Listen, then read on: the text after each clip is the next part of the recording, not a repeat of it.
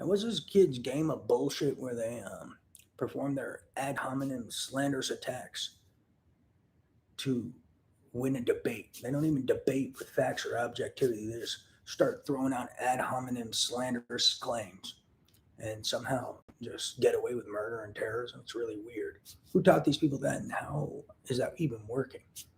They're not even objective. They don't even make sense. They just make stuff up about the person, just start slandering. Somehow that works. It's absolutely absurd. Regardless of that, when are these people going to prison? They're involved in terrorism, RICO, using slander as a weapon, slander with malice. But it may be even worse than slander with malice. I mean, it is slander with malice, criminal intent to harm. But it's a little more than just criminal intent to harm. Not to mention, these kids are committing crimes. They're involved in RICO and terrorism, organized crime. And as I said numerous times, they're using ad hominem slanderous attacks in debate to justify, on an individual, to justify crimes on the nation and the globe. How is this working, and what is this madness? What is this horrifying stupidity I'm a victim of, as I've been saying? How the hell do slanderous ad hominem attacks of an individual justify crimes on the nation and the globe? Don't understand how that's working. Such as terrorism, RICO, economic espionage. How does that work? Who is this governmental body who clearly is not a governmental body? Because how the hell could that ever work?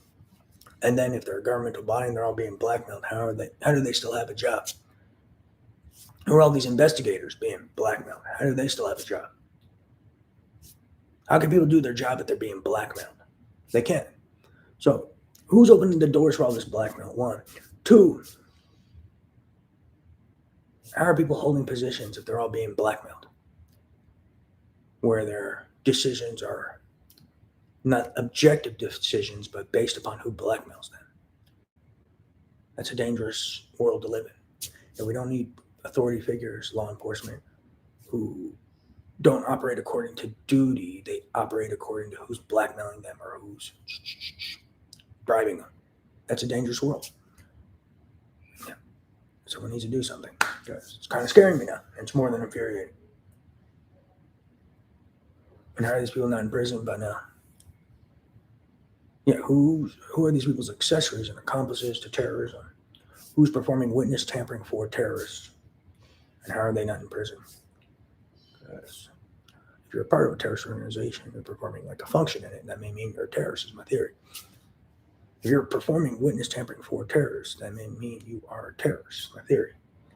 If you're performing economic espionage and IP theft for terrorists, that may mean you are a terrorist. If you're performing felony hacking crimes and cyber terrorism for terrorists, that may mean you are a terrorist. So why isn't this terrorist organization in prison? Amongst many other things. If you're peddling slander with malice for terrorists, that may mean you are a terrorist, as you serve a role or function in a terrorist organization.